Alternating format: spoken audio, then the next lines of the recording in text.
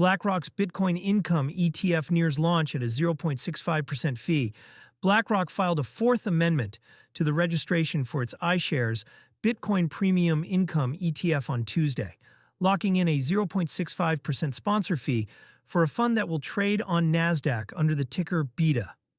The filing, reported by CoinMarketCap and detailed in BlackRock's S1A with the SEC, moves the asset manager close to launching its first yield-paying Bitcoin product, distinct from the spot funds that already dominate the category.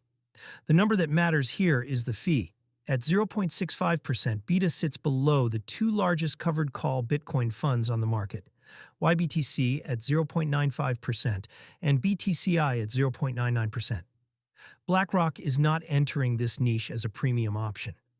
It is entering as the cheapest large issuer, the same playbook that helped its spot fund, IBIT, grow into a roughly $47 billion product after launch. Income comes from selling options, not from holding more Bitcoin. BITA is a covered call strategy, not a second route to Bitcoin upside. The fund holds Bitcoin exposure, partly through shares of IBIT, and each month it sells call options against those IBIT shares. The premium collected from selling those calls is what the fund passes through to holders as income. That structure has a built-in trade-off worth stating plainly. Selling calls caps the upside.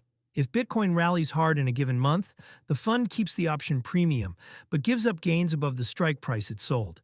In flat or falling markets, the premium cushions some of the move and produces a payout.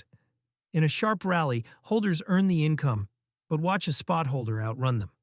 This is the same mechanic that has driven both the appeal and the criticism of YBTC and BTCI, a race to beat Goldman Sachs to the desk. The timing reads as competitive. A Bloomberg ETF analyst expects BITA to launch very soon, and the pressure point is Goldman Sachs, whose own Bitcoin Income Fund is due to go live around July 1st.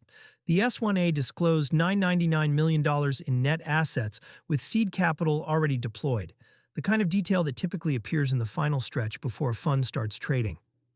Getting to market first matters in passive products because early scale tends to compound. The fund that opens with the lowest fee and the biggest brand often collects the bulk of the flows, and later entrants spend years trying to claw share back. BlackRock has run that strategy before and won with it. Yield demand is rising while the market sits in fear.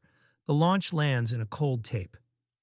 As of June 11, 2026, Bitcoin trades near $62,090, up 1.8% on the day, but down about 1.5% on the week.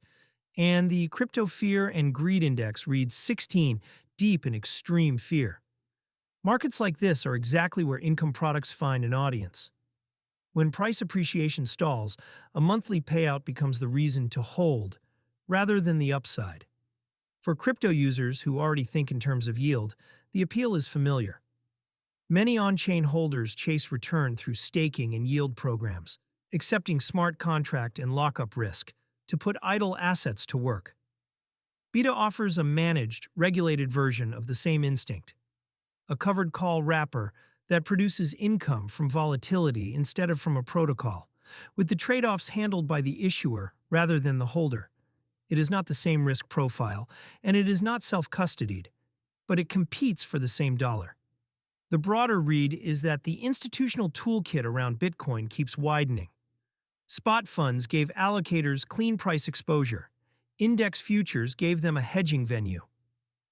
An income ETF gives the income desk a product it can actually buy. Each wrapper pulls a different type of buyer into the same underlying asset, and BlackRock is now stacking them.